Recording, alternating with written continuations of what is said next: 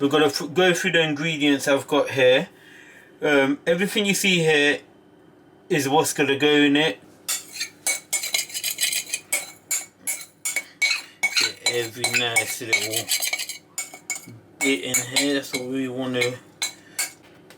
Okay guys, welcome back to the channel. I'm Jay. Today we're going to do a traditional, well when I say traditional, we're going to do my version of the jerk seasoning. We do have the Walker's one, the Don's River one that I've used, the tropical someone, and what I'm basically doing is I'm going to be making my own version because I've got quite a bit of chicken I'm going to be cooking, and the summer's coming. I know a lot of you guys are going to want to do the same thing. So we're going to go through the ingredients I've got here. Everything you see here is what's going to go in it. The amount is going to vary, and I'm going to put on top of the screen in the corner what I'm using and how much of it. So what I'm putting in that today is we've got some apple cider vinegar. This is a wet ingredients that's going to go in. This is the one I'm using. We've got the lime. We've got the vegetable oil. We are going to add a tiny bit of water because we do want it pasty.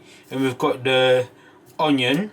That's going to be the wet ingredients. Then what we've got is the spring onions, the Scotch bonnet of course, the thyme, the brown sugar, black pepper. These are all going to be grinded, some of these.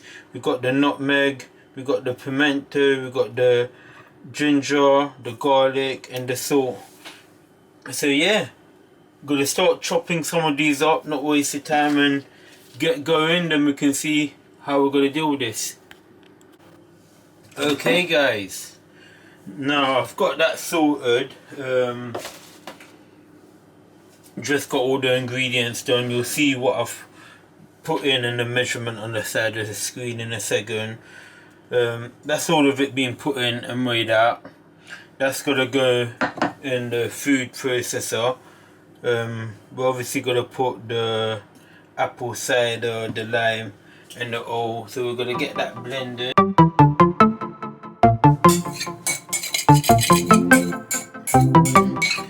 Get every nice little bit in here, that's what we want to do.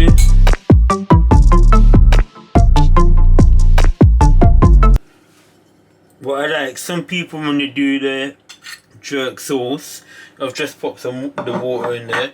When they do the jerk sauce, some might not put garlic, some might not put ginger, but when you come to marinating and making your food, you're naturally going to add that.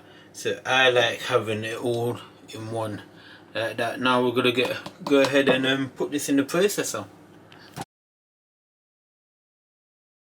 Yeah, there you go. That's jerk sauce done. I haven't weighed it, but this is probably about 600 grams roughly worth.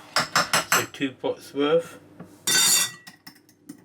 But yeah, perfect. Pop that in the fridge.